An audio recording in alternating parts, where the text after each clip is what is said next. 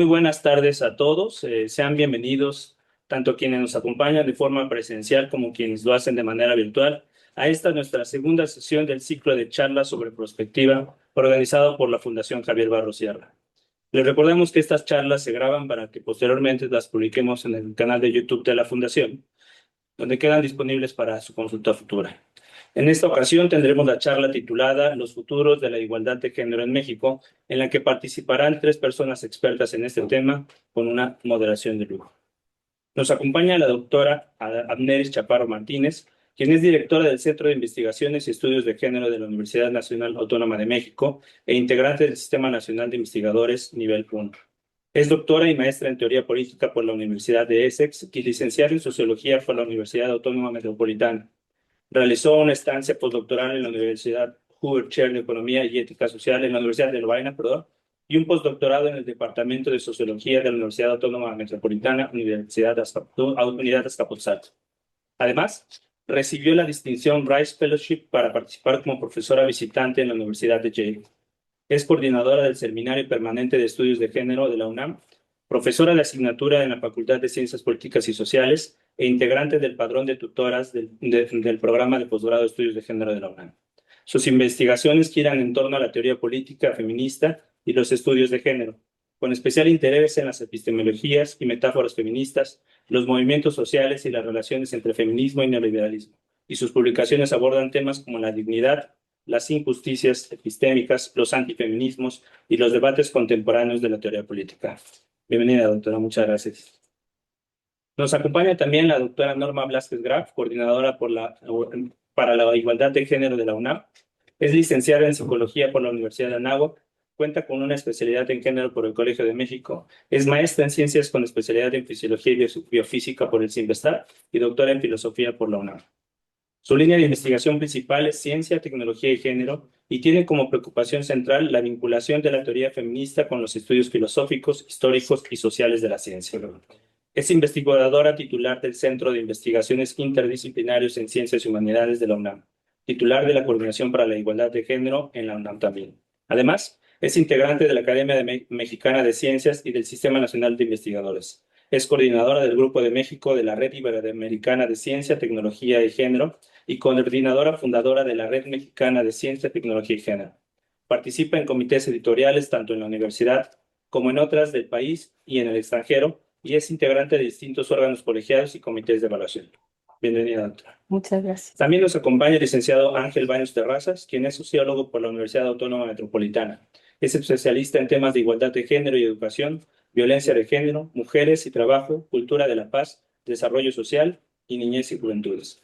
Su desempeño profesional lo ha realizado en los ámbitos académico, gobierno y sociedad civil, desempeñando actividades de coordinación y dirección, investigación, asesoría, elaboración de contenidos, construcción de indicadores, evaluación y capacitación desde la perspectiva de género, interculturalidad y derechos humanos.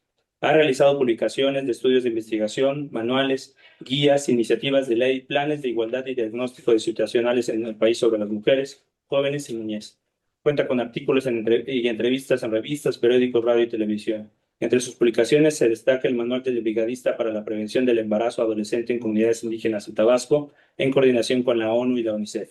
Es creador e impulsor del programa Pionero en México para la prevención y atención de la violencia en las relaciones de noviazgo, pareja, Amores sin Violencia, dirigido a adolescentes y a jóvenes para prevenir y atender los riesgos de la violencia en las relaciones de noviazgo, y coadyuvar en la disminución de los índices de violencia familiar en la Ciudad de México con el Instituto Mexicano de las Mujeres. De 2010 a 2012 fue coordinador nacional del Programa de Prevención de la Violencia de Género hacia las Mujeres en el Magisterio, en la Secretaría de Educación Pública, y de 2013 a 2017 realizó colaboraciones con organizaciones de la sociedad civil, artistas, academia y gobiernos nacionales e internacionales para la construcción de la cultura de la paz y apropiación de espacios públicos con acciones de investigación. De 2019 a 2024 fue director de investigación y profesionalización y coordinador de la Estrategia Nacional Hombres contra la Violencia en el Instituto Nacional de Desarrollo Social, y de 2024 a 2025 fue coordinador general de capacitación, profesionalización e investigación de la Dirección General para el Bienestar y la Cohesión Social de la Secretaría del Bienestar. Bienvenido, muchas gracias. Y nos acompaña como moderadora de esta charla la doctora Patricia Galeana Herrera, catedrática de la Facultad de Filosofía y Letras de la Universidad. Esta charla tiene como objetivo dar una visión prospectiva sobre la igualdad de género en México y para dar contexto a esta charla cederé el uso de la voz a la doctora Galeana para que dé una introducción al tema y posteriormente modere esta charla. Adelante, doctora, por favor. Pues, buenas tardes, me da muchísimo gusto estar en compañía de todas tan queridas colegas y colega también para hablar de un tema que es fundamental. Quisiera empezar recordando lo que escribió el filósofo italiano Norberto Bobbio, de que la mejor forma de medir el grado de civilización de un pueblo es ver la situación de sus mujeres. Entonces, pues vamos a ver rapidísimamente cuál es la situación de las mujeres en México actualmente. Entonces, lo primero que tenemos que decir es que nuestro país tiene por vez primera a una presidenta y que se ha logrado ya la paridad tanto en el poder legislativo como en el poder judicial. Sin embargo, yo quisiera hacer notar que en el nivel municipal apenas tenemos el 29,51% y ahí es donde vemos pues cuál es realmente el nivel cultural, de cultura política respecto a la igualdad de género de la población. En cuanto a la situación económica, hay diversas cifras sobre la brecha de género. Davos daba en 2023 hasta un 48% de diferencia en México. El INEGI en el 2025 nos habla de un 19,9%. Y el hecho es que aunque haya casi la mitad de la población activa son mujeres y un 33% son jefas de familia, pues las que perdieron su trabajo en el COVID por los cuidados fueron mayoritariamente las mujeres, un 84%. Y de cada 4 personas, 3 se dedica a cuidados sin remuneración. Hay que recordar que en Uruguay hace un cuarto de siglo que hay una Secretaría de los Cuidados.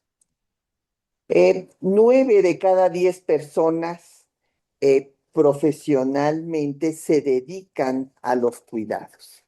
En cuanto a la violencia, tema central, tenemos que el 70% han sufrido de las mujeres algún tipo de violencia y los feminicidios no han bajado, ya que de 2,074 homicidios, solo el 34,7% se investiga.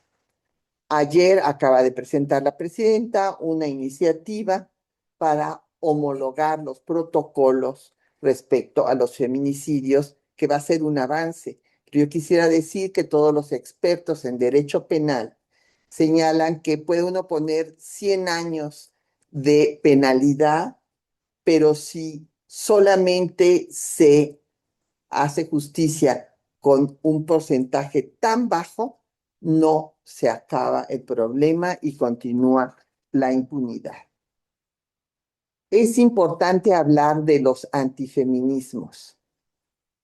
Grupos como la Manósfera, pues estos grupos incel, acabamos de tener el día de ayer a este jovencito de 15 años matando a 2 de sus maestras. Ya habíamos tenido un caso semejante en el CCH. Los gobiernos de ultraderecha en el mundo van a la alza y son antifeministas.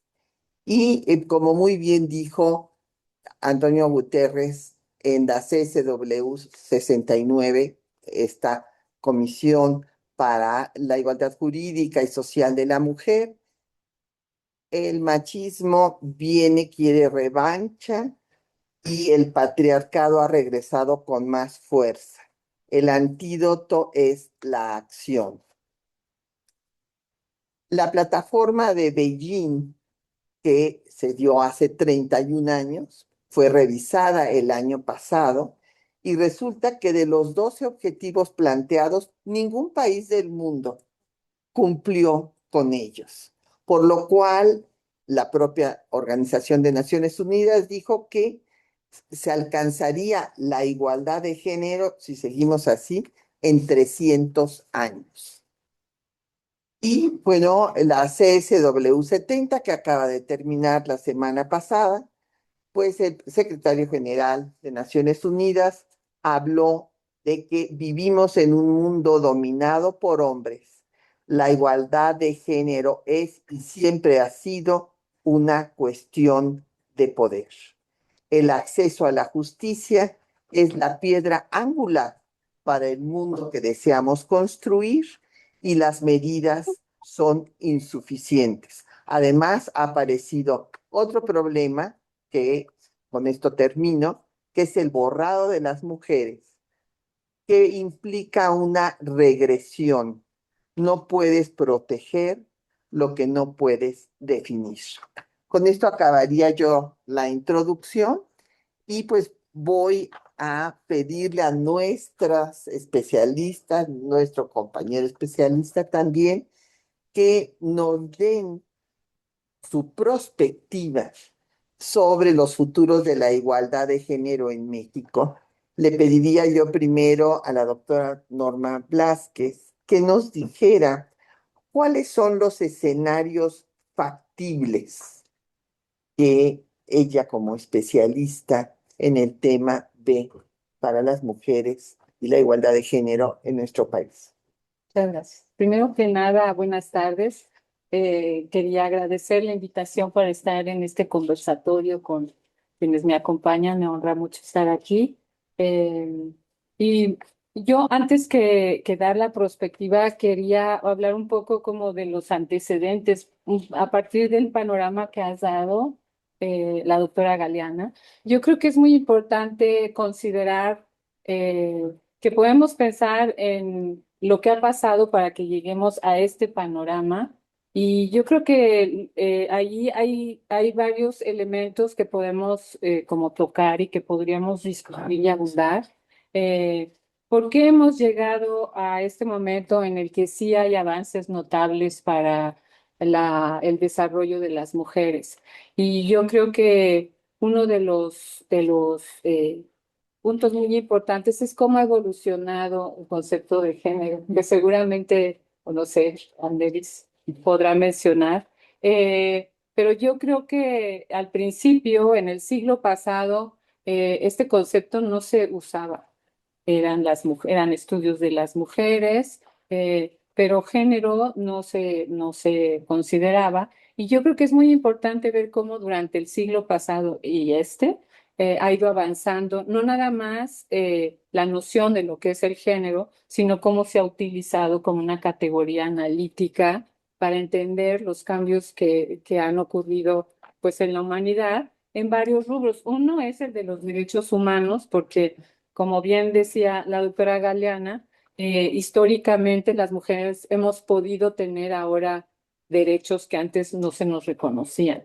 Y yo creo que eso es muy importante porque tenemos el derecho al trabajo, a tener un trabajo asalariado, derecho a la salud, derecho a la educación. Y ahí yo me voy a centrar porque es la parte que yo más he estudiado, es cómo las mujeres nos hemos incorporado a la educación superior y a la ciencia, que es un punto muy importante porque eso permite que las mujeres seamos autónomas, independientes, que podamos generar conocimiento desde el principio hasta su uso, ¿no? Nada más como usuarias. Y yo creo que en toda esta evolución que yo he querido mencionar, podemos pensar en escenarios muy optimistas de lo que va a ocurrir en el futuro, prospectiva, o escenarios que sean que van hacia adelante y regresan. Me gustó mucho lo que decías sobre que siempre nos podemos ir para atrás para agarrar vuelo, para volver a intentar cosas nuevas y para intentar los cambios. Y también puede haber escenarios muy negativos que hemos visto en muchas partes del mundo cuando ya pensamos que los avances son enormes, pues siempre hay alguna voluntad política que tiene poder y dice va todo para atrás. Y yo creo que eso es muy importante considerar en la perspectiva.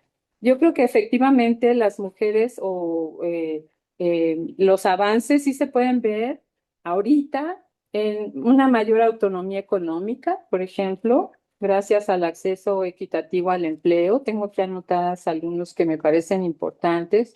Una mayor esperanza de vida saludable y esperamos que cada vez haya mejores sistemas de salud que sean sensibles a las necesidades específicas de las mujeres. Una participación política más diversa, con presencia de mujeres de todas las poblaciones que históricamente han estado marginadas, de distintos sectores sociales. Y yo creo que también es muy importante, y era lo que quería enfatizar, que les decía, a lo mejor en otro momento podría abundarlo, es cómo las mujeres podemos cada vez estar más involucradas en todo lo que es la educación superior y la ciencia, que eso implica también estar en posiciones de poder, que todavía eso falta para justamente tener la capacidad de decidir, de tomar decisiones de cómo se orienta, cómo se debe orientar la educación, cómo se debe orientar la investigación, cómo se debe orientar los presupuestos.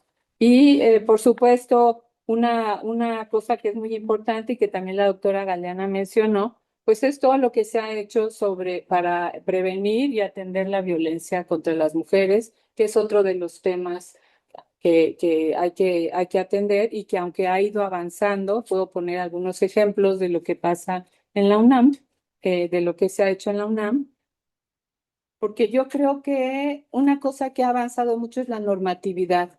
Toda la reglamentación, los protocolos son muy útiles, pero en la normatividad no se puede quedar nada más en el discurso o en el papel, tiene que ser algo práctico, algo que de verdad resuelva la vida cotidiana y como vimos en las cifras, pues los feminicidios siguen, que es el punto culminante terrible de la violencia y todavía existen muchas brechas de género que tenemos que tener cada vez más propuestas de cómo resolverlas. Yo me quedaría aquí para como primer Primera saque. participación. Muy Y bien. luego podría Bueno, profundizar. pues entonces ahora le pediría yo a la doctora Mary Chaparro que nos dijera cuáles, como estas son charlas de prospectiva, lo que queremos saber que ustedes nos den luces, ¿verdad? A lo mejor que documenten nuestro optimismo y que nos digan cuáles son los escenarios que vislumbran para el futuro. Estos escenarios, ¿cuáles son, pues, los factibles, cuáles son los deseables y cuáles son los indeseables? Y ya después en una segunda ronda veremos, pues, qué hacer para que los que se den sean los deseables y no los indeseables. Eso solo era para la primera ronda. Nada más para la primera. Bien. Y pues, imagínate, a ver. Muchas gracias por la invitación, ingenieros, ingeniero. Es para mí un placer estar en este panel. Y yo he estado pensando mucho sobre el nombre de lo que nos trae aquí del evento, que tiene que ver con los futuros de la igualdad de género y ahora con la pregunta sobre sobre las perspectivas. Y recordaba, hay una frase que Virginia Woolf escribió en su diario por ahí de 1926 que decía, el futuro es oscuro y es bueno que sea así. Y una pensaría, ¿por qué es? Bueno, habíamos el personaje que era Virginia Woolf, un personaje genial en todos los sentidos, pero también con muchos tormentos en su vida. Y creo que cuando nos dice que el futuro es oscuro y está bien que sea así, es porque eso nos habla de que tenemos la opción de dibujarlo, ¿no? Que aunque se vea oscuro, que no hay un determinismo, que no hay un telos que nos diga el fin es este, sino que podemos construirlo socialmente, que más bien no está escrito, no hay un destino manifiesto. Entonces, de ahí quiero partir un poco, pero también para dibujar ese futuro, yo creo que hay que pensar que no tenemos un acuerdo realmente sobre qué significa la igualdad de género, que hay dentro no solo de la discusión académica, sino también de la discusión política, de la discusión entre nuestras y nuestros pares todos los días. Hay muchos entendimientos de qué es la igualdad de género, ¿no? Cuando las feministas, sufragistas de finales del siglo XIX y principios del XX decían queremos igualdad, mucha gente decía se quieren convertir en varones, quieren llegar y apoderarse de la masculinidad y dejar a un lado su feminidad y había incluso muchas viñetas, bueno, Patti, que es historiadora, lo sabrá mejor que yo, donde estaban los hombres feminizados por el avance de las mujeres que ahora iban a votar y ya no iban a estar en la casa, y muchas de las reacciones en contra del sufragio de las mujeres era que existía un peligro mortal para los cimientos de la sociedad, como la familia y el cuidado de hijas e hijos. Entonces, ahí hay un entendimiento muy extraño de la igualdad, como que las mujeres solo se quieren convertir en varones y no realmente pensaban en una igualdad moral, que era moral y política, que era lo que proponían ciertos feminismos, ¿no? Otros feminismos proponían una igualdad que debía también partir de las condiciones materiales de la vida, ¿no? La repartición y la cero explotación. Entonces, digamos que nunca ha habido un gran consenso sobre qué es la igualdad. Creo que hoy en día las cifras son muy importantes. Estamos en un lugar donde no habíamos estado antes, históricamente. Tenemos representación de mujeres en muchos espacios que hace 15, 20 años no habría sucedido. Quizá el más reluciente es la presidencia de la República, pero también hay otros. En la misma universidad seguimos teniendo por primera vez a muchas mujeres que ocupan espacios que hasta hace poco jamás habría pensado, ¿no? Desde la Secretaría General o a las facultades de medicina, de arquitectura, desde en algunos todavía no, exactamente, no ha habido rectora y hay otras universidades que nos llevan la ventaja, aunque no es una carrerita, pero también nos dicen mucho de los espacios que se están conquistando poco a poco. Y yo creo que también hay algo que decía Norma que me parece importante, que es muy bueno, es una condición necesaria para la igualdad y para la democracia que estén las mujeres y otros sujetos no hegemónicos en esos espacios, pero no es una condición suficiente, porque no queremos que estén ahí para reproducir lógicas de poder androcéntricas o machistas, ¿no? Queremos que sí haya una revolución, una forma de hacer las cosas diferente, no porque son mujeres, ¿no? Yo no estoy a favor de los esencialismos, pero sí porque a partir de las experiencias específicas marcadas por el género o por la clase social o por la etnicidad, hay otras formas de conocer y de estar en el mundo que creo que son importantes para esos espacios. Entonces, diciendo todo esto, eh, ¿cómo nos imaginamos el futuro? Pues hay feministas que dicen hay que abolir el género porque es, en términos muy científicos, el diablo. Es decir, el género es una etiqueta, es una camisa de fuerza que pone a hombres y mujeres en una condición de subordinación que muchas veces no cuestionamos y pensamos que es natural. Entonces, lo que nos dicen muchas autoras es, tenemos que caminar socialmente para que el hecho de que tú te identifiques como mujer o como hombre o persona trans o como quieras, no signifique que debas ocupar un espacio inferior a la sociedad, ¿no? Entonces, de ahí es que se habla desde cierto feminismo de una abolición del género como esta estructurante perversa. Otra forma es que también hay que pensarnos en otras maneras de convivir, ¿no? Las relaciones de género entre hombres y mujeres. Hay muchos trabajos, quizá aquí las compañeras van a hablar de ello, eh, sobre cómo se reconfiguran las masculinidades, ¿no? Cómo se pueden los varones cuestionar a sí mismo su propia masculinidad y sus relaciones con las mujeres. Entonces, no estoy dando una respuesta absoluta, estoy nada más dejando ahí algunas viñetas, pero que creo que nos puede ayudar un poco a avanzar el debate. Bueno, gracias, Amelia. Ahora el licenciado Sí. Ángelo Baños Terrazas. A ver, yo insisto, como queremos que nos den la perspectiva, que nos hablen de el futuro con todos los conocimientos que ustedes tienen, que se han dedicado a estudiar el tema, dada la situación actual, ¿cuáles son los escenarios que usted ve? ¿Cuáles son los escenarios indeseables y cuáles los deseables? Ya después pasaremos a hablar de qué hacer, ¿verdad? Para que se den los deseables y no los indeseables. Sí, bueno, primero decir que siempre es necesario el hacer un poco la regresión y entrar un poco al presente para poder hablar de lo que viene. Me cuesta un poco trabajo como llegar al futuro sin un poco plantear en dónde estamos parados. Y ahí estoy de acuerdo con las dos compañeras académicas.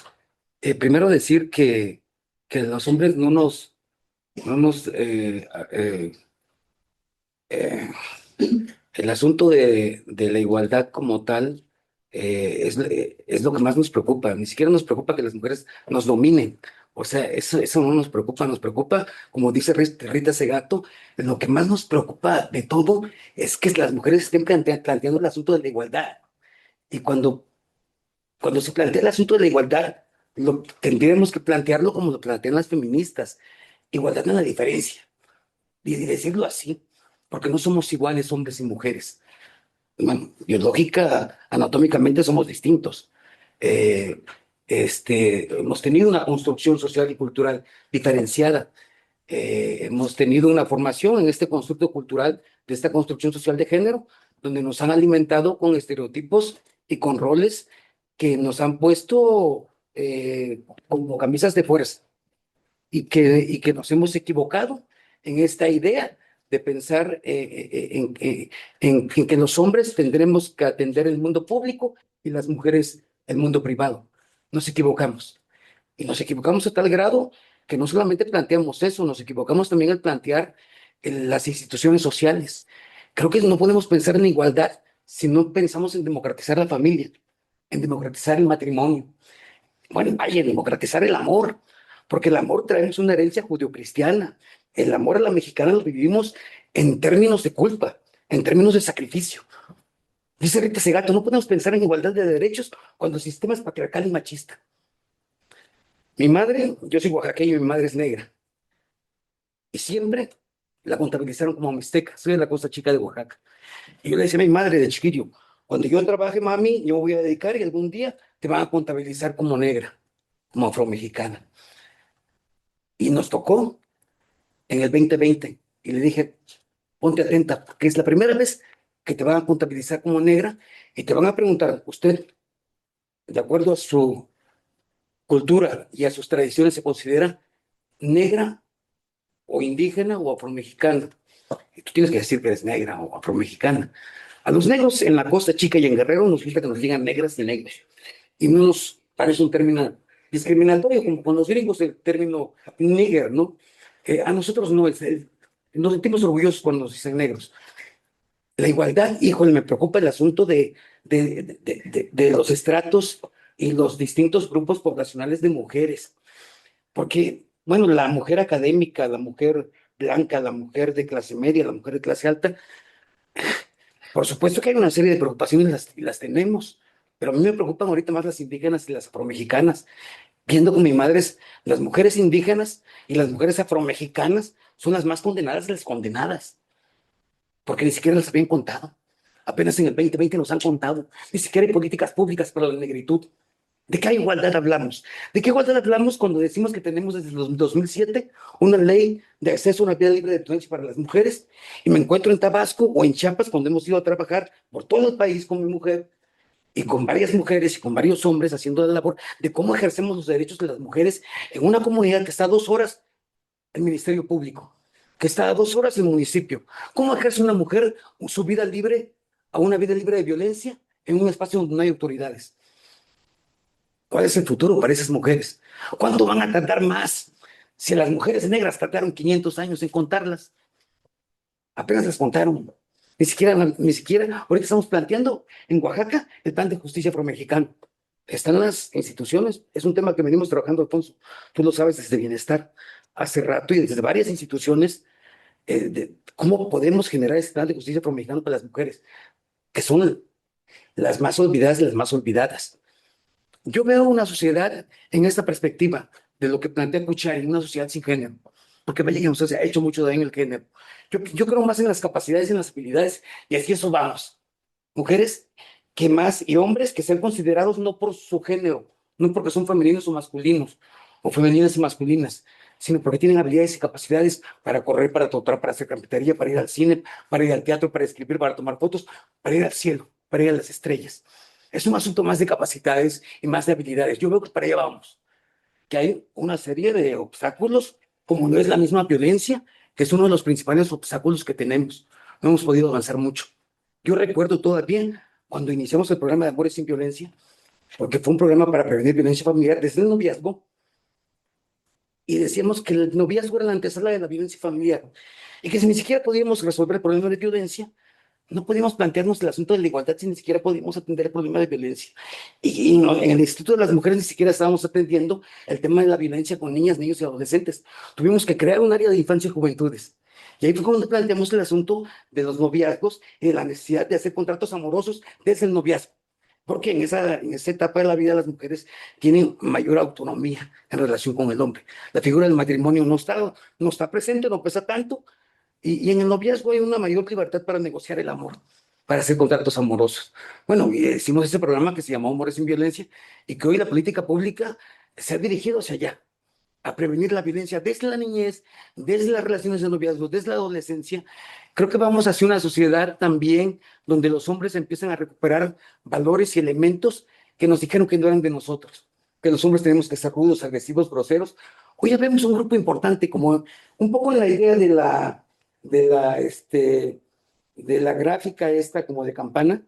Yo creo que aquí en el inicio hay un grupo de hombres que son todavía como aquellos que se golpean el pecho porque ven al vecino, porque ven a una mujer que se pone una minifalda, o porque no les gusta que una mujer esté en el espacio público. Todavía hay muchos hombres que se dan de golpes en el pecho, que gritan, que insultan, que dicen groserías, que son bruscos, que son groserísimos. Hay un sector importante, pero pequeño.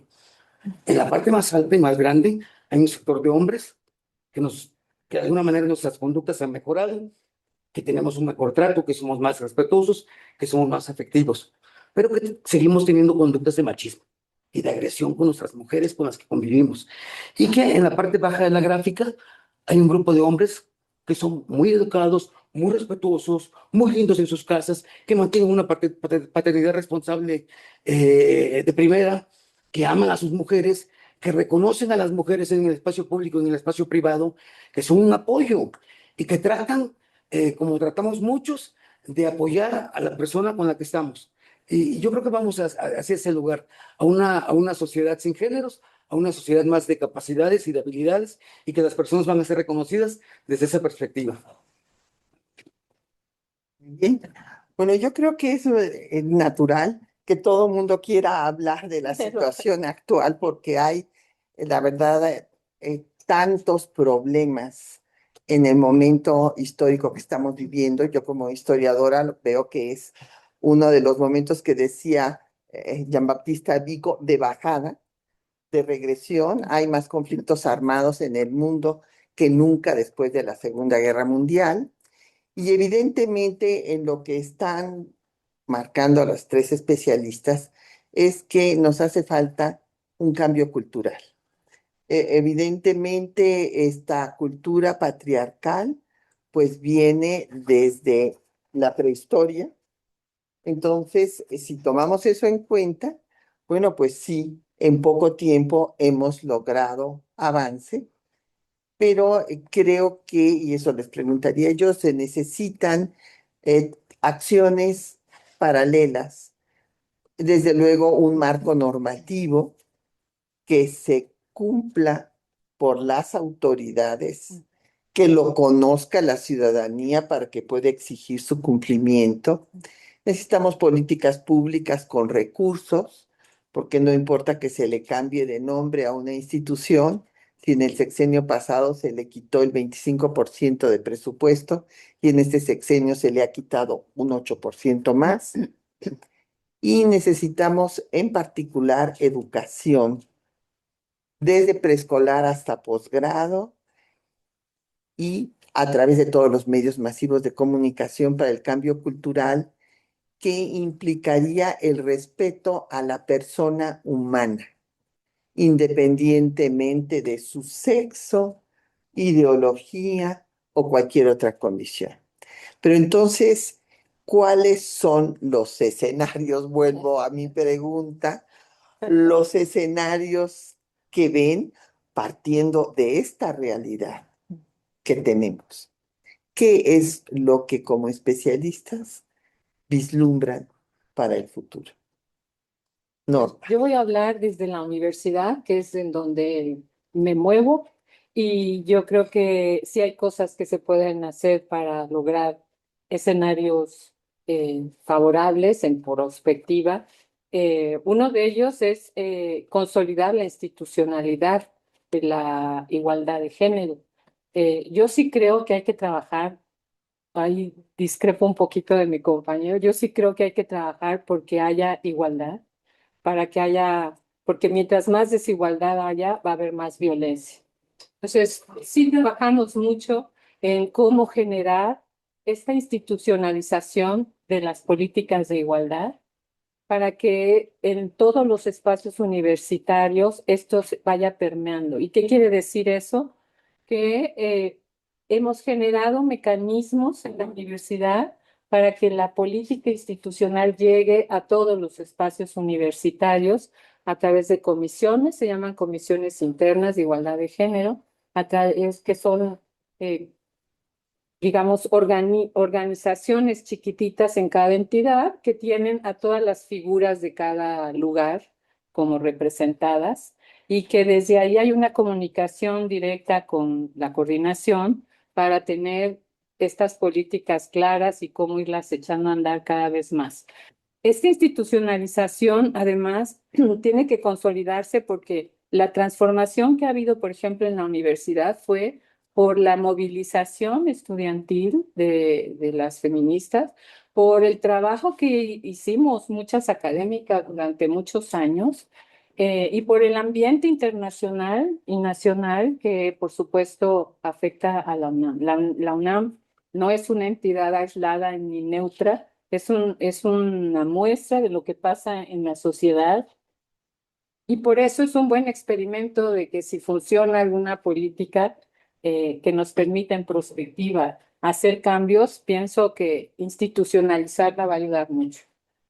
Bueno, en eso estamos y yo creo que eso ha permitido también y va a mejorar para transformar la cultura universitaria. ¿Qué quiere decir la cultura universitaria? Eso, este cambio simbólico que tiene que haber para que todas las personas que habitamos la universidad queramos la igualdad y trabajemos por tener cada vez mejores condiciones de igualdad, no discriminación, inclusión y no violencia.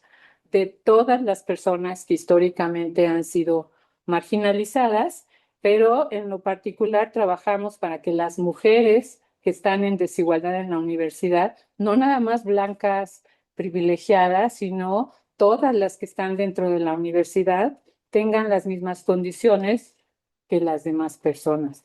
Y otro punto que me parece muy importante que estamos trabajando es colocar los cuidados en el centro de la vida institucional. Se tiene que hablar de los cuidados como en la vida nacional. Ahora ya vi que se está haciendo una consulta sobre cuidados, lo cual es maravilloso, porque el año pasado tuvimos la conferencia regional de la CEPAL, que justo el tema fueron los cuidados, y se está generando, como dijo Patti, Uruguay es una de las ciudades, de los países que lo han impulsado desde hace mucho, y se tiene que hacer una política nacional de cuidados y en la UNAM estamos trabajando para que haya este modelo, que se redistribuya la cantidad de trabajo que tienen hombres y mujeres. Hemos hecho ya un primer diagnóstico, se va a hacer otro. En el CIEP también se ha trabajado en el tema y yo creo que es muy importante a prospectiva tener datos y diagnósticos que nos demuestren cómo va avanzando la política, porque si no, no la podemos corregir o consolidar. Y un último punto que me parece, por supuesto, importante es el de la violencia. Prevenirla y atenderla. A nosotras nos toca prevenirla, no atenderla, porque para eso en la universidad hay otras instancias. Y yo creo que es muy importante todas las acciones que hagamos a futuro, de educación, sensibilización, información para prevenir violencia. Se necesita mucha convivencia comunitaria y estamos trabajando en un mecanismo en la universidad que se llama personas orientadoras comunitarias, que son voluntarias de cualquier parte de la universidad, que van acompañadas por la coordinación y capacitadas para justamente prevenir conflictos, prevenir violencia y generar esta cultura que ahora se llama cultura de paz. Así es. Entonces, bueno, por ahí yo creo que es importante pensar como en estrategias para llegar a lo que llaman prospectiva, o yo entiendo posibles futuros, pero como en pasos, ¿no? En etapas, más allá de nuestros ideales, que por supuesto son enormes. Muy bien, gracias, Norma. A mí dice, pues para esta cultura de paz, porque en efecto no puede haber paz en el mundo si no la hay entre las personas. Y si sigue la cultura patriarcal en la cual el hombre piensa que nació para mandar y la mujer debe de obedecer, cuando la mujer no obedece, viene la violencia y si esto sigue escalando, pues se llega al feminicidio. En ese tema, ¿cuál es tu punto de vista a futuro?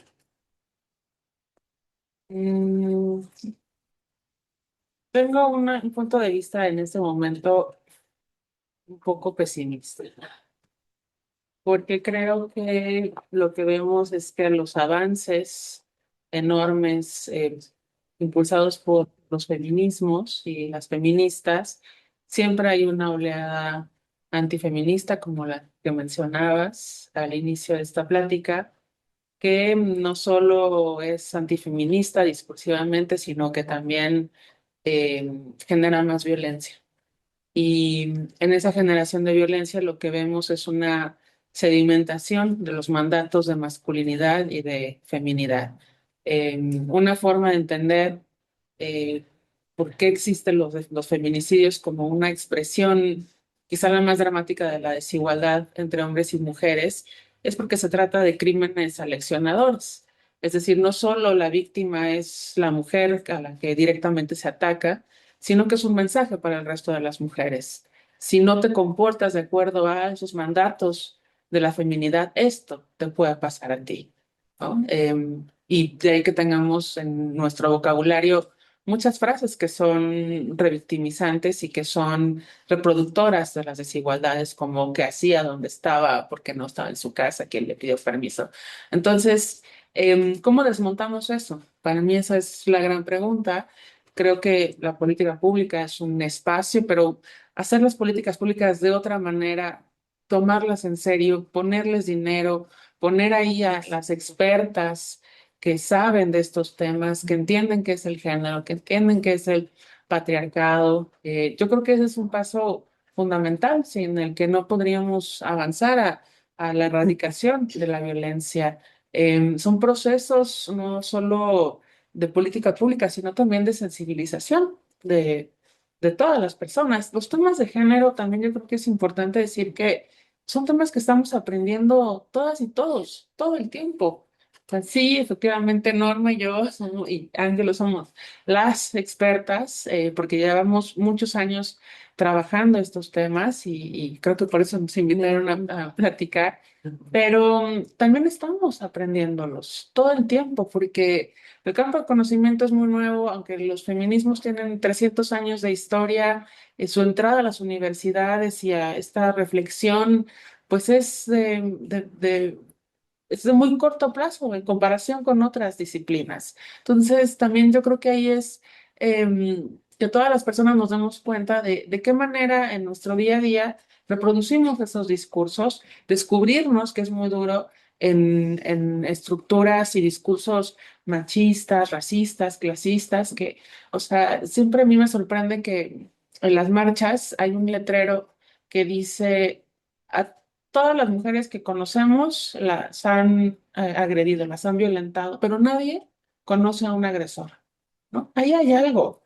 ¿Dónde están los agresores? ¿Por qué cuando decimos en los medios de comunicación ocurrieron 5 feminicidios, no decimos hay 5 feminicidas allá afuera? Sí. ¿No? O sea, ahí hay un cambio, ¿no? Que también nos habla de la dimensión del problema y cómo reproducimos la culpa y la victimización sobre ciertos cuerpos que siempre son los mismos, ¿no? Los de las mujeres, cis y trans, o sea, las personas de la diversidad sexogenérica, em, las personas afrodescendientes, las indígenas, o sea, siempre las otredades, ¿no? Digamos en términos cortos. Entonces, creo que hasta que no hagamos eso, nuestro futuro va a seguir siendo muy terrible porque no nos estamos dando cuenta de la manera individual y colectiva en que seguimos reproduciendo esas formas de violencia y de desigualdad. Y ya lo último que diría es que no me puedo quedar callada. Em, yo no abogo por la idea de la igualdad de la diferencia. Ahí hay todo un debate sobre los cuerpos que creo que podemos tener en otro momento. Para mí lo importante es que todas las personas tengamos igualdad de libertad, independientemente de nuestras capacidades, de nuestras cromosomas, que lo ni sabemos qué cromosomas tenemos, suponemos, ¿no? Los que tenemos, pero realmente no sabemos. Hay como 23 tipos cromosomáticos. Entonces, para mí eso es lo importante, que un gran futuro sería caminar por la calle sin miedo, irme de una fiesta y no tener que avisar si llegué a mi casa.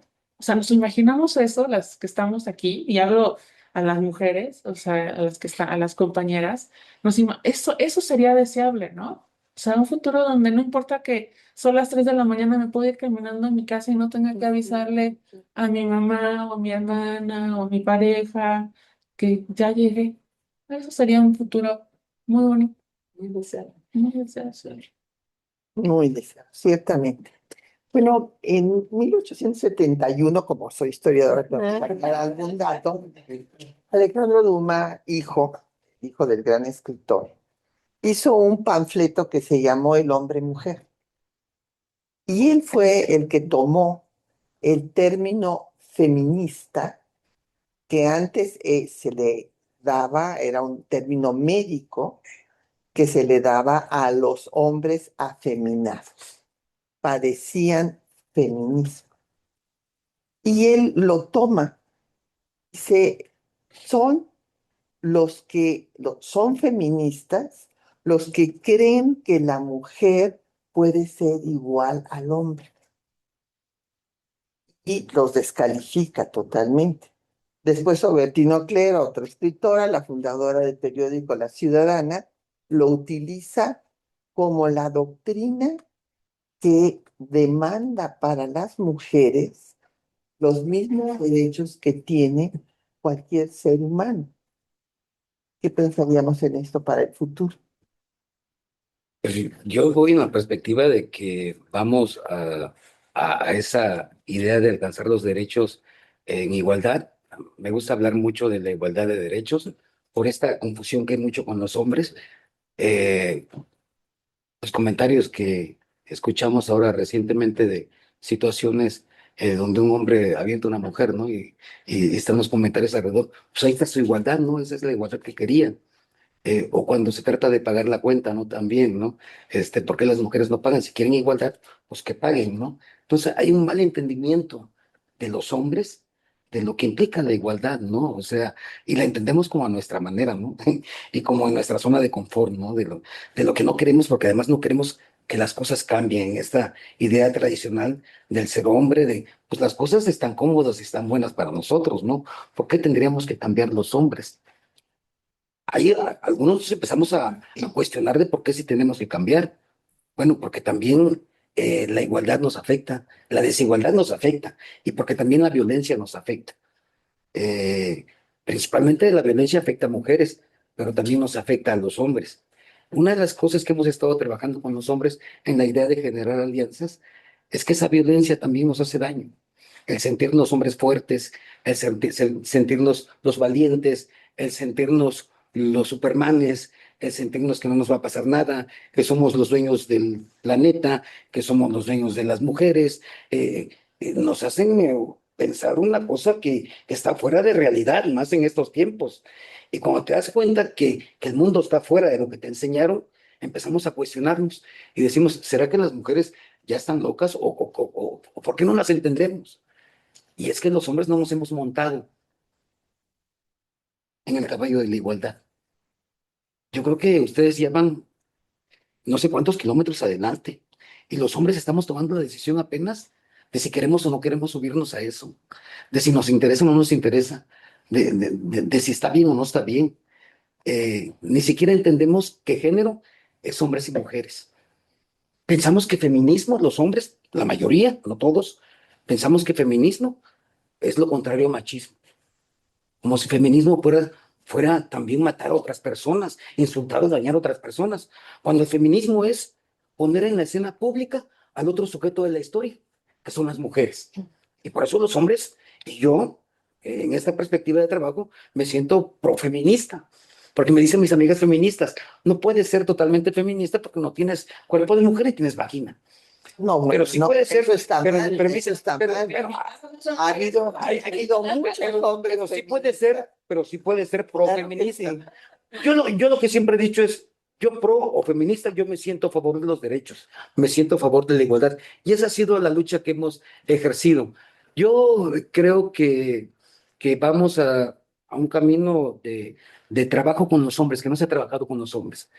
Desde el feminismo y desde el género se ha trabajado muy poco con los hombres. No ha habido un trabajo importante. Yo me acuerdo que muchas feministas decían, ¿y por qué tenemos todavía que seguirlos jalando? O sea, hagan su trabajo, ¿no?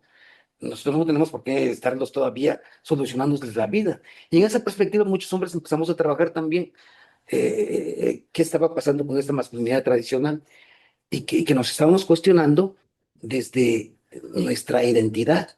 Y el gran problema que tenemos los hombres en nuestra identidad es que la violencia está desde los inicios de nuestra masculinidad. Es que nuestra identidad masculina es cómplice de la violencia. Es que tenemos la violencia metida en las arterias y en las venas desde que crecemos, desde que vemos a nuestro papá, a nuestro tío y a los hombres en la calle hacer eso que hacen con las mujeres y lo que hacen en el espacio público con las mujeres. Porque quienes matan a las mujeres no son los extraños. A diferencia de la violencia, que los hombres matan a otros hombres y son unos extraños, a las mujeres las matan sus amores, a las mujeres las matan sus parejas, a las mujeres las matan los que supuestamente las amamos. Pero sí en esta idea, como mencionaba la compañera, de este control y de este poder y que nos sentimos dueños de los cuerpos de las mujeres. Estamos trabajando desde hace rato en esta estrategia de hombres contra la violencia, que hoy con la Secretaría de las Mujeres se logró ya hacer una comisión, que es una comisión intersecretarial, se llama Cambio Cultural, Hombres por la Paz, y de lo que se trata es de involucrar a los hombres, como lo dice y lo marca Pekín en el 95. Hagamos de los hombres aliados en la lucha contra la violencia de género y también aliados a favor de la igualdad, porque son el otro 49%. Porque yo creo que en esa perspectiva también los hombres tenemos que empoderarnos en términos del amor, del afecto, del respeto, de la comunicación, de la convivencia, de acercarnos al trabajo doméstico. Yo creo que muchos hombres, a pesar de que no se ha movido mucho el porcentaje, muchos estamos llevando al trabajo doméstico, estamos compartiendo con nuestras hijas y con nuestras esposas y con nuestras parejas todo, hasta el cuidado. todo lo que implica las tareas, todo lo que implica las preocupaciones, los cuidados de los enfermos, pero todavía hay un porcentaje muy pequeño. Yo creo que la convivencia misma, como decía Rita Segato, una de las cosas que tendríamos que empezar a cambiar como institución, como estructura, para modificar estos asuntos de igualdad, es democratizar el hogar. Yo creo que si empezamos democratizando la familia como tal, yo creo que hacia allá vamos y que la familia pueda democratizarse en esta idea no de familia, sino de familias, porque también tenemos familias de mujeres, de hombres, de amigos, de hombre y mujer. Entonces, mi perspectiva es que vamos hacia esa idea de fortalecimiento de las familias y donde los hombres tenemos que acercarnos al afecto, al amor y al respeto que ha estado como muy alejado de nuestras vidas. Nuevas masculinidades, Mm. en pocas palabras. Bueno, creo que sería la última ronda antes de pasar a las preguntas de la audiencia. Y yo preguntaría, Norma, ¿cuáles son las acciones necesarias para un futuro deseable? Bueno, yo creo que una acción necesaria es no simular. Yo creo que es muy importante que hasta donde hemos llegado, que no sea nada más el aparador, sino que sea real y que cada vez avancemos más genuinamente en cada uno de los pasitos que vamos dando. Porque yo veo que es muy fácil, por eso dije, hay mucha normatividad ya y hay que seguirla construyendo, mejorando, pero tenemos que hacer que esa normatividad se respete, sea real y también es muy fácil decir, bueno, ya hay instituciones, ya se crearon centros de investigación, coordinaciones, por ejemplo, en las universidades o en los gobiernos, ya hay secretarías, ya hay unidades de género, ya resolvimos. Y yo creo que no, yo creo que se necesita no simular, se necesita consolidar con presupuesto, como decía Neris. Eso es súper importante porque nunca se habla del presupuesto. Claro. Y yo creo que eso es una cosa muy importante porque incluso ha estado legislado y acordado que se debe etiquetar el presupuesto por género. Ya se olvidó, por ejemplo. Entonces, yo creo que acciones que sí se pueden hacer es no simular, institucionalizar lo más posible sin que solo sea aparador y dejarlo allí, sino que cada vez eso consolide y sea, vaya creciendo con presupuesto y con capacitación. Yo creo que es muy importante la educación y lo que siempre discutimos nosotras, que haya gente especializada en el tema que pueda decidir, porque es muy fácil, lo hemos vivido muchas veces en la universidad, ponen a alguien que sabe administración en vez de alguien que sabe género. Y siempre decimos, bueno, ¿y por qué no, por ejemplo, en ingeniería ponen una que sepa género? O sea, si vamos a no es por la ingeniería, sino yo creo que es muy importante que cada campo respete la formalidad del trabajo, de la teoría, porque se ha construido mucha teoría también, y eso es importante también retomarlo, no nada más como ir avanzando sobre las rodillas, sino también en etapas, bien pensado y con especialistas que ya hemos formado por muchos años. Hay profesionistas en el tema que saben hacerlo y que yo creo que pueden ayudar a dejar de simular, a dejar o apoyar que las cosas avancen. Sí, claro, si no se tardan 300 años Otros para 300 años, ¿no? Bueno, Ameris, entonces, acciones necesarias para un futuro deseable. A ver, Optimistas. voy a hacer un esfuerzo optimista, recordando lo que les dije al principio, que estamos en un momento extraordinario. Antes, ahora que la universidad va a celebrar sus 475 años, pues nos están preguntando mucho de cómo intervenir y yo les digo, pues es que es extraordinario que nunca antes en la historia de la universidad hubo tantas mujeres adentro de la universidad y que no pensamos que eso es realmente lo que debería volarnos la cabeza, ¿no? Que en muchos espacios, también lo veo en mis clases, hay muchas alumnas y digo, esto no habría pasado hace 100, 200 años. O sea, tenemos que darnos cuenta del impacto que es eso. Entonces, en esa nota optimista, yo creo que es muy importante ver las puertas que han abierto las feministas o quienes trabajan género en las instituciones, es muy importante ver que ahora nos invitan y nos convocan a espacios donde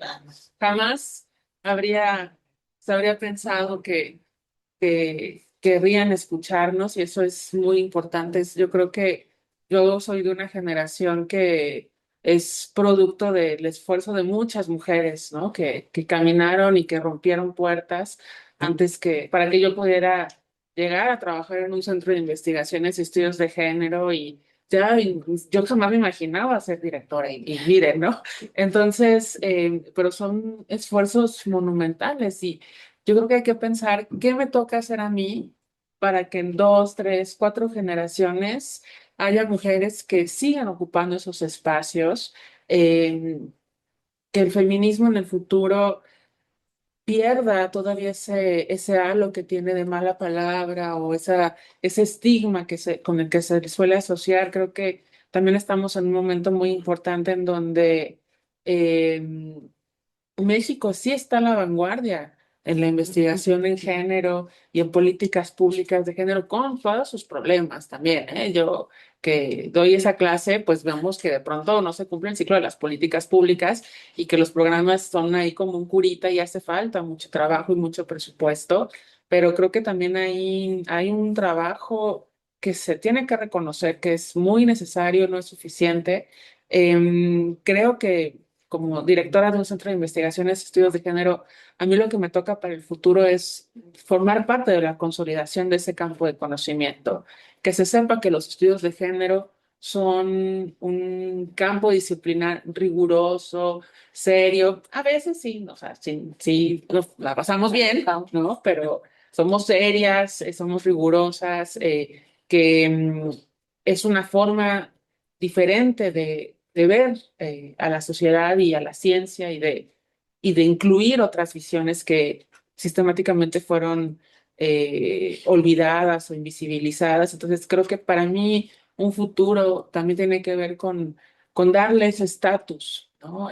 Científico dentro de la universidad a los estudios de género y es lo que nos toca construir, ¿no? A quienes estamos en el CIEC, que además es un centro pues pequeño todavía y muy nuevo. Tenemos 9 años, o sea, pasamos a tercero de primaria, entonces todavía estamos aprendiendo muchas cosas, pero creo que para mí el futuro tiene mucho que ver con la consolidación de estos espacios dentro de la universidad, que es donde pues yo vivo. Gracias, Amelis. Ángel, a ver, acciones necesarias para un futuro deseable. Pues yo sigue siendo mi apuesta la educación, porque sí es un asunto cultural. Yo creo que México ha avanzado mucho en el ámbito jurídico, creo que de los países en Latinoamérica, en los últimos años hemos avanzado mucho, pero todavía vamos a las comunidades y nos encontramos con todos los problemas del mundo. Por ejemplo, un ejemplo rapidito nada más. Cuando hay doble alerta de género, se tiene que activar el recurso y se tiene que activar ese recurso principalmente con los agresores. No, no sucede.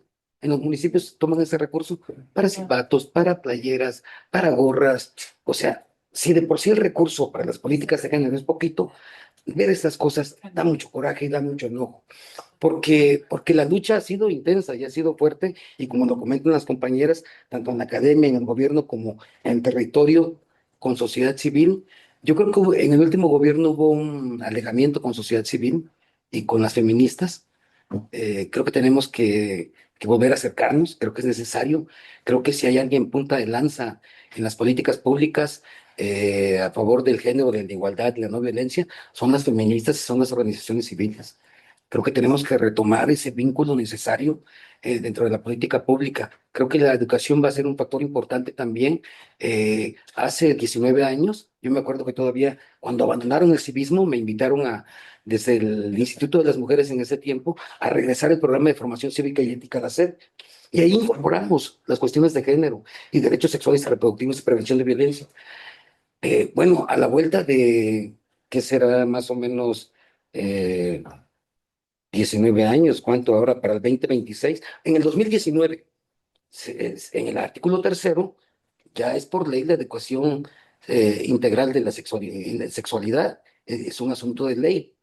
Y es un asunto que se viene trabajando por lo menos desde hace 20 años de manera intensa. Y resulta que cuando va uno a las escuelas, la materia no la dan. Y se saltan la materia los maestros y se enfocan en biología o en civismo, pero no le entran al género, no le echan al terreno, no le entran al terreno de la sexualidad. Entramos al asunto del cuerpo, entramos al asunto de la autonomía de los cuerpos de las mujeres. No se discute, por ejemplo, que el asunto de la decisión del cuerpo de las mujeres es un asunto de las mujeres. Todavía se sigue viendo como un asunto del Estado. Bueno, tenemos estados que están en esa misma perspectiva. Tenemos una sociedad fuerte de padres de familia, muy católica, que temas, por ejemplo, matrimonio del mismo sexo, interrupción legal del embarazo, que ni se toque, Ujú. porque el maestro que lo haga, nos le vamos encima.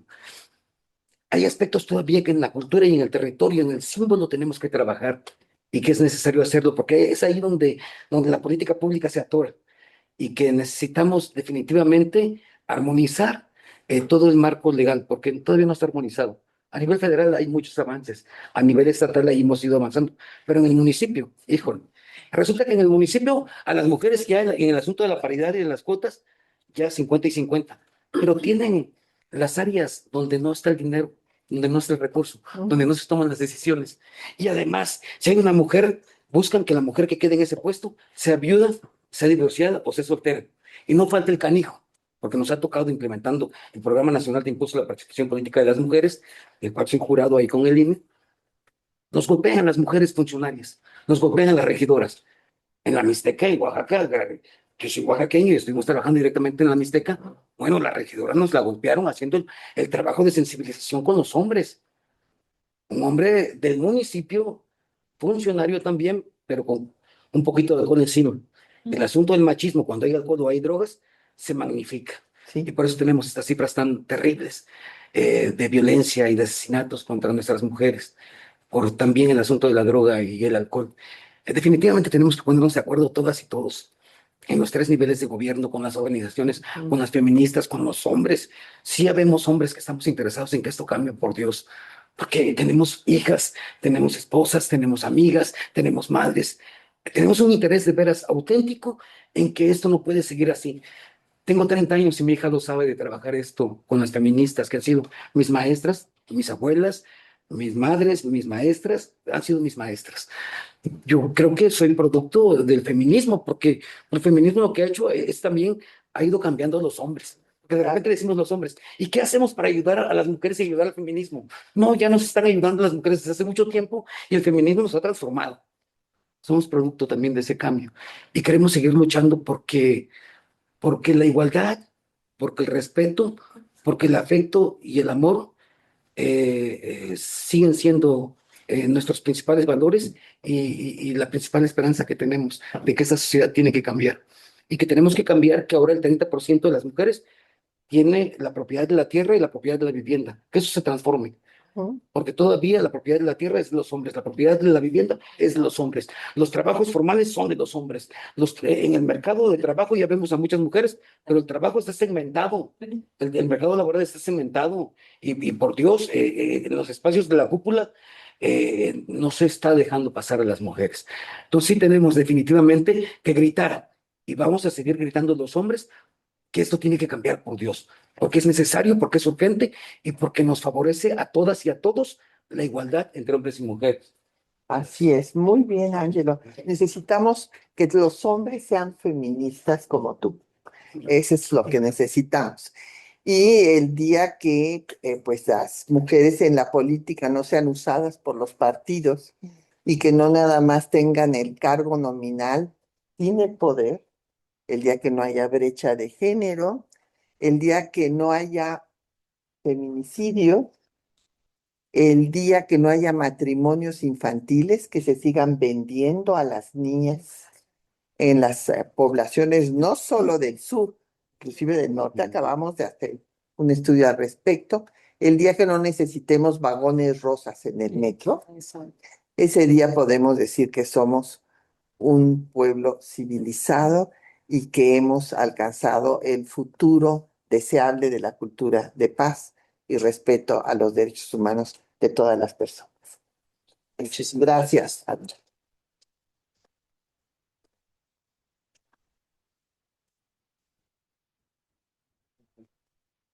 Muchísimas gracias a nuestros tres especialistas y a la magnífica moderación de la doctora Galeana. Daremos paso a la sesión de preguntas por parte de la audiencia. Por respeto al tiempo de todos ustedes, tomaremos 3 o 4 preguntas. Iniciaremos con alguna pregunta de las personas que nos escuchan en línea. Si alguno de ustedes tiene alguna pregunta, que pueda levantar la mano con el botón correspondiente para que pueda hacer su planteamiento.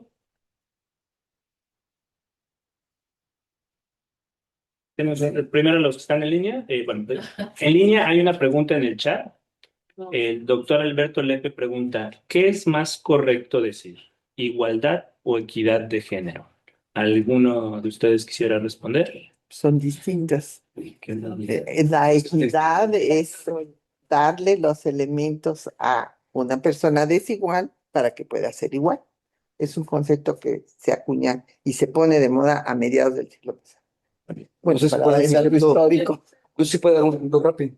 ¿Vale? Sí, en secundaria hicimos cuando estábamos coordinando el programa de Proma Joven, becas a madres adolescentes y mujeres jóvenes embarazadas, defendíamos que el darle beca a las mujeres significaba que podían prevenir un embarazo, infecciones de transmisión sexual y que eso significaba que le otorgáramos mayores recursos a las mujeres con un mayor porcentaje de becas. Le dimos 70% a mujeres y 30% a los hombres.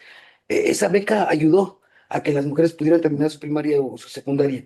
Esa es una acción en equidad, es un tratamiento diferencial, porque son poblaciones diferentes. Y si tenemos en este caso que las mujeres son las que sufren más el embarazo, el apoyo de la beca tiene que ser más directo para ellas, para que puedan de alguna u otra manera prevenir una situación de alguna relación sexual, de alguna relación coital, están defendiendo más el asunto de su plan de vida, de su plan educativo. Entonces, logramos que el 70% de los recursos se fueran para las mujeres y eso ayudó a que los índices de embarazo se redujeran con la sola beca. Y ese es un trato diferencial. Nos decían también en las escuelas que por qué no dábamos 50 y 50%. Y dijimos que no, que era más importante apoyar a las mujeres, porque además había otro factor. En secundaria también a las niñas las van sacando de la escuela, en preparatoria también, en universidad también, y quien se va quedando de alguna manera es el hombre. Entonces, el embarazo es una de las situaciones también que hace que las mujeres abandonen la escuela. Y si lo podemos prevenir a través de información, de sensibilización y de apoyo con las becas, pues ha sido un programa que ha funcionado, que todavía los índices de embarazo en adolescentes son muy fuertes, o sea, 3 de cada 10, por ejemplo, son una de las cuestiones que tenemos encima de los escenarios terribles, que todavía 3 de cada 10 embarazos, 3 de cada 10 madres son niñas. Y por eso la importancia de dar un tratamiento equitativo a una población en desigualdad como son las niñas, con una discriminación acumulativa porque son niñas y son mujeres. De acuerdo. Vale, muchas gracias. Tenemos una pregunta de este lado, por favor. Sí, hola, soy Noelia Meraví. Yo formo parte de lo que fue la fundación del Instituto de las Mujeres aquí en la Ciudad de México. De hecho, ahí conozco a la licenciada Ángelo desde los inicios. Y traigo una propuesta para trabajar el amor consciente, salir del paradigma del amor, del sufrimiento y generar un cambio en la conciencia, tanto de hombres como mujeres, para generar cambio de creencias, cambio de mentalidad, romper patrones destructivos para integrar patrones constructivos en las relaciones interpersonales entre hombres y mujeres. Y la aportación de generar conciencia. O sea, los abordajes no pueden quedar en sensibilización. El trabajo institucional, yo siempre lo he dicho, tiene que ir a un nivel de concientización. Si no se trabaja desde el cambio de conciencia, cambio de mentalidad, y yo lo abordo desde la parte con cambio de chip mental, para salir de esos patrones que venimos arrastrando de dolor, de sufrimiento, de maltrato, de daño, de agresión, donde los hombres ya también están buscando la ayuda terapéutica. Y los hombres mismos se cuestionan, es que no sé qué hago mal, no sé qué hago mal de verdad con mi esposa, con mi pareja, porque son puntos ciegos donde las personas no logran verse. Entonces, la autoconciencia es lo que va a permitir que se genere ese cambio. Entonces, yo traigo una propuesta que se llama Amor 360 grados, para trabajar dos líneas, una que son las relaciones interpersonales entre hombres y mujeres, prevención de violencia, y la otra que es el trabajo de la autoestima, desde la igualdad, desde la equidad, no como cuestión de lucha de poder, sino del amor consciente y del poder interior, del poder emocional, donde las personas expresen sus emociones y conozcan los derechos humanos. Traigo una propuesta que es aterrizar los derechos humanos en las relaciones interpersonales entre hombres y mujeres. De hecho, mi tesis fue sobre ese tema. Yo en aquel tiempo lo metí a la Secretaría de las Mujeres, pero bueno, no lo tomaron en cuenta. Creo que el eje de trabajo es el tema del amor, aunque para muchos parezca cursi. Yo que veo gente a diario en consulta terapéutica, toda la gente que paga una consulta y viene a terapia cuando está en la institución es por temas de amor. Por eso vienen desde chicos que tienen 14, 16, 18, 20, 28 en adelante, hasta que tienen 60, 65 años, 70, la gente sufre por amor. Y es un tema tabú. No se habla de eso y por eso se dan las agresiones, los celos, el maltrato adentro del ámbito privado de la relación. Y en el ámbito público no se ha querido hablar del tema del amor. Yo en el Instituto de las Mujeres los planteaba desde ese tiempo y solo la línea de prevención de violencia se centra en lo institucional. Y el tema de lo afectivo pues ha quedado de lado. Entonces, bueno, pues esa es mi propuesta y tengo conferencias para estarlas promoviendo de forma gratuita. Realmente me interesa Muchas gracias. participar, si es posible. Qué amable, gracias. Gracias. ¿Alguien quisiera comentar algo respecto del comentario de la... ¿No? ¿No? Muy bien. Tenemos también una pregunta en línea. Tenemos una mano levantada. Alberto Lepe. No, pero Nada más para saber si es la misma. Eloísa Dávalos. Eloísa Dávalos, adelante, por favor, Eloísa. Si puede encender su micrófono. Gracias, felicidades a todos. Realmente es felicitarlos porque primero a la Fundación en el sentido de poner estos temas en la mesa y a los expositores por hacerlo de forma tan profesional, con información real y que nos lleven a las reflexiones, pero sobre todo a las acciones en todos los ámbitos de la sociedad. Muchas gracias a todos. Gracias por comentar. Una pregunta de este lado, por favor, y con eso terminaremos, por favor. No es pregunta, más bien es comentario para las especialistas, para las doctoras. El otro día platicando con mi papá me hizo un comentario que se acuerda que su mamá estaba muy feliz porque iba a ser el primer Día de la Mujer.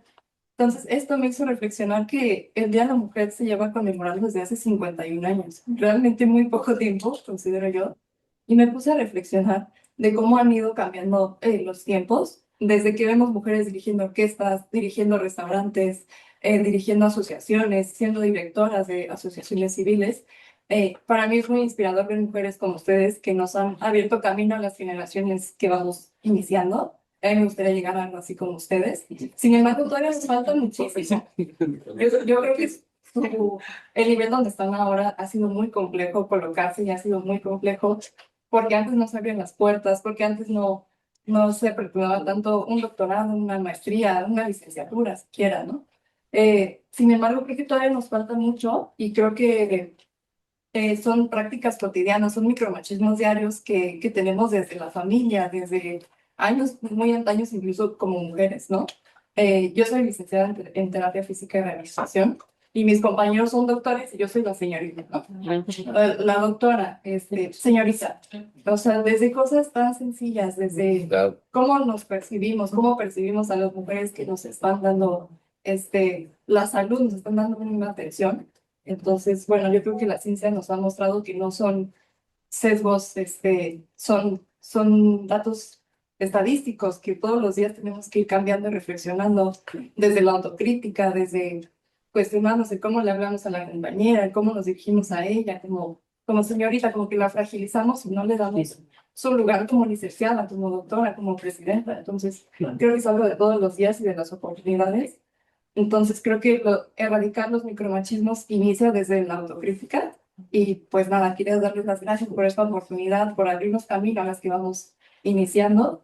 Y pues yo creo que lo que no se cuestiona en lo cotidiano se queda en lo estructural para la pérdida. Muchas gracias.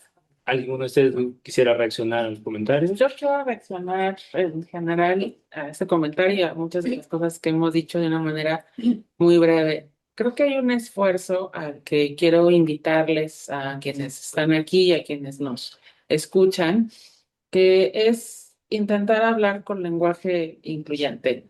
Nadie les va a obligar a usarlo. Nosotros tenemos un antimanual de uso del lenguaje no sexista en el CIEG. Y una de las cosas que decimos ahí es que nadie te puede obligar a utilizarlo y también nadie te puede obligar a no utilizarlo. Pero hay una cosa interesante con el uso de este lenguaje porque nos permite dar cuenta del enorme temor que tenemos de la feminización. Si aquí yo hablara solo en femenino, quizá algunos colegas, espero no, se ofenderían, pero ¿cómo? O sea, pero si yo soy un señor, o soy un ingeniero, ¿cómo me van a decir bienvenida? Pero ese es, y no es una cuestión personal, es que estructuralmente tenemos un miedo enorme a la feminización. El otro día yo iba en el coche y en el crucero había un chico eh, vestido con una peluca y un vestido muy ridiculizado y tenía una pancarta que decía, necesito dinero, estoy pagando una novatada de la universidad. Y obviamente no le di dinero, pero es que es eso, se viste de mujer porque vestirse de mujer es ridículo y es una cuestión de que da risa, ¿no? Y entonces en algo que podría parecer muy inocente, pero un chico de, ¿qué te gusta? 18 años, Sí. con sus compañeros, es ridiculizante que lo pongan en el crucero a pedir dinero vestido de mujer, ¿no? Entonces yo creo que ahí hay lo que me gustaría invitarnos a todas y todos es a abrirnos, a pensar, nada más por pura curiosidad, hablen un día en femenino, van a ver lo difícil que es y las reacciones que van a generar en la gente, porque la mayoría van a ser de ofensa o de risa o de qué te pasa, y ahí está el género, ¿no? Y ahí está la estructura de género que todo el tiempo le estamos reproduciendo, y es ese lugar muy complejo entre, por un lado, sí queremos reivindicar la presencia de las mujeres desde los feminismos, pero por otro también queremos ir más allá del género. ¿Saben? Esas son las dos cosas que tenemos que hacer simultáneamente. Reconocer a las colegas, no decirle señorita, sino señora licenciada. Pero por otro, tenemos que trascender esos mandatos de género que nos siguen colocando en esa camisa de fuerza, ¿no? Que nos impide ser libres. Es cuando. Para concluir, intercambio de lugar, el estado de voz al ingeniero Javier Simos, presidente de la Fundación. Adelante.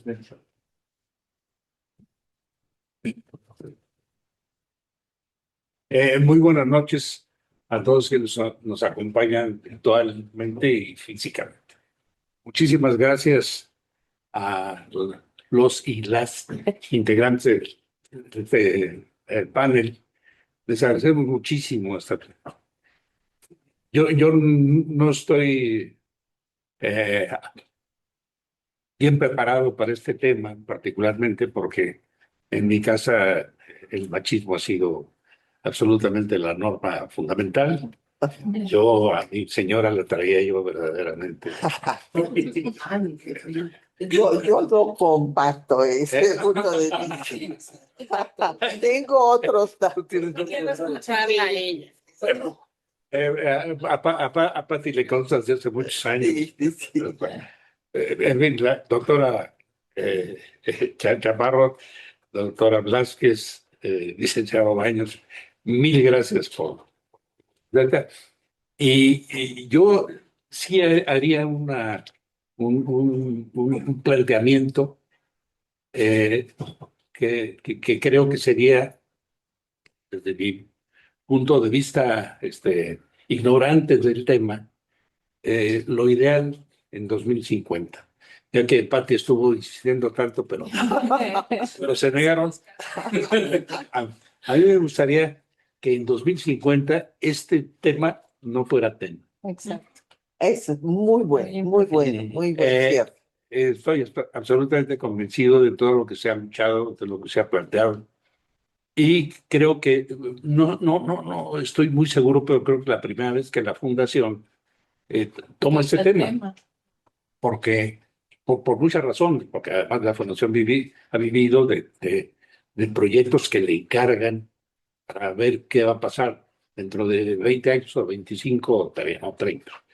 Y nunca habíamos tenido, no sé si Antonio Alonso, que está por ahí conectado y que conoce a la Fundación desde sus inicios, recuerda alguna vez que hayamos tenido este asunto, pero este es un tema que vamos a abordar con cuidado y esperamos que en 2050 la Fundación ya no lo tenga de su, que no exista ya esto. No sé qué tan fácil o tan complicado sea, pero ojalá y así sea.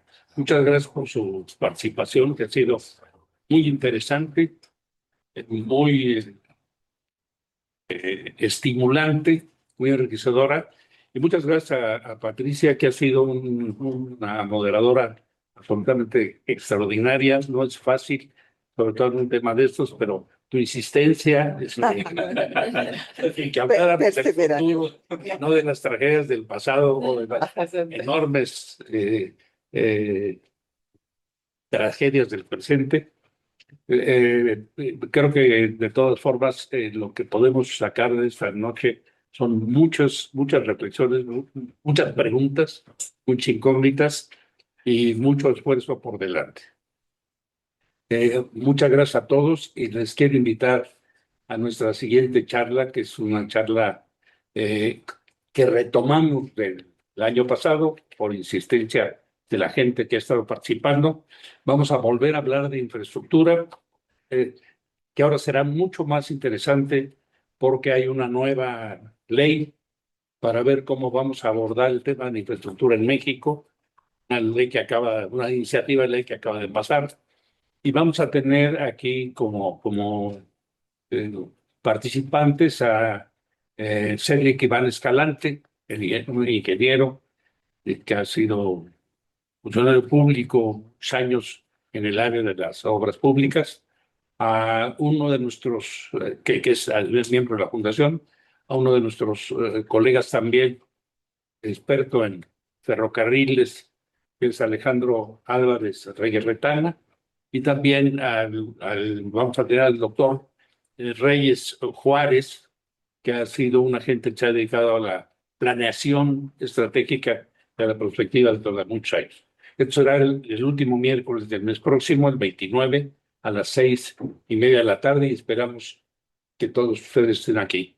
Porque para el tema que hoy mencionamos, todos los otros temas son importantes.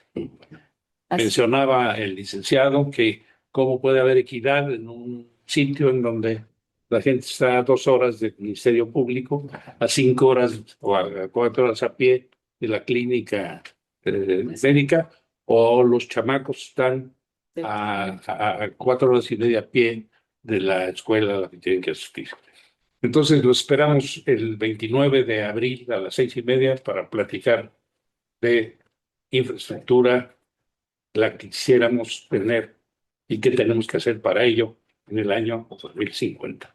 Muy buenas noches y muchas gracias.